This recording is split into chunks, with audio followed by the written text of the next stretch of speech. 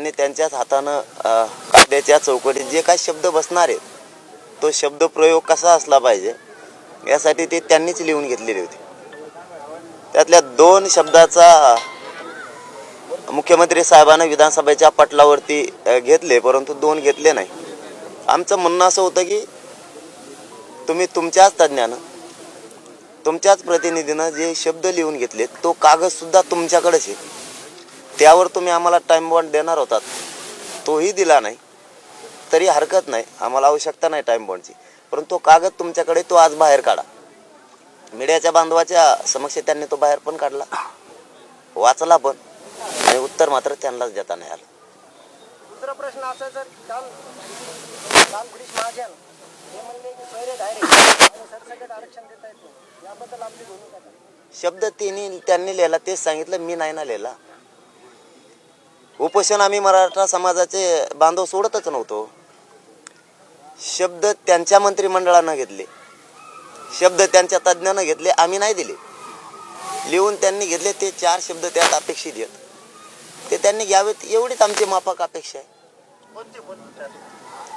त्यातले एक शब्द नाही सांगणार, पण जे काल चर्चा झाली ते सांगतो। एक सांगल 23 तारखेला ज्याची नोंद मिळाली 1967च्या अगोदरची, त्याचा संपूर्ण परिवार, म्हणजे ते किती हो, 10 लोक असोत किंवा ते 100 बरोत, 70 बरोत, 500 बरोत किंवा 1 बरोत, जे असेल ते असेल, त्याचा सर्व परिवार, त्याचे सर्व नातेवाईक आणि त्याचे सर्व रक्ताचे सगळे सोयरे, असे 3 शब्दावरती काल चर्चा झाली। आता सगळे सोयऱ्यावरतीच आमचा असं म्हणायचं की 4 ते 5 घंटे गेले। ठीक आहे, हरकत नाही, राहिलेली एक शब्द 23 तारखेला तुम्हाला बांधवाला सांगतो। सरकारला वेळ तर मिळत नाहीये।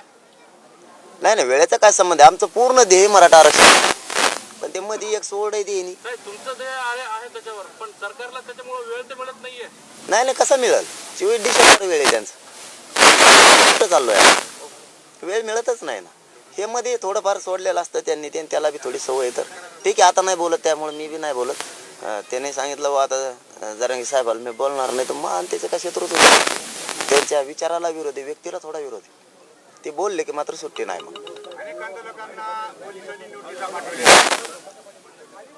नाही, आता काय असतंय, एकी नाही खपली, खूप पिढ्यानंतर जर एखादा समुदाय एकत्र आला तर तो तुटल कसा, याचे प्रयत्न कोणताही समुदाय असू द्या, नुसता मराठाच नाही, कोणताही समाज बी असू द्या, हे प्रयोग केले जाते की समाज तुटला पाहिजे, एक नाही आला पाहिजे, आणि नेमकं त्यांच्या विरुद्ध दिशेनं झाले। मराठा समाज कधी नव्हे ते एकत्र येत नव्हता, आणि इतक्या ताकदीने एकत्र आला हे बऱ्याचशा सरकारसह बऱ्याचशा लोकांना देखवत पण नाही। परंतु तुम्ही नोटिसा दिल्या आणि काही केल्या, मराठा समाजाची की आता तुटू शकत नाही, त्याचं कारण सुद्धा तसंच आहे, स्वतःच्या लेकरांचं आयुष्य उद्ध्वस्त व्हायला लागलं, ते उघड्या डोळ्यानं नाही बघू शकत आता।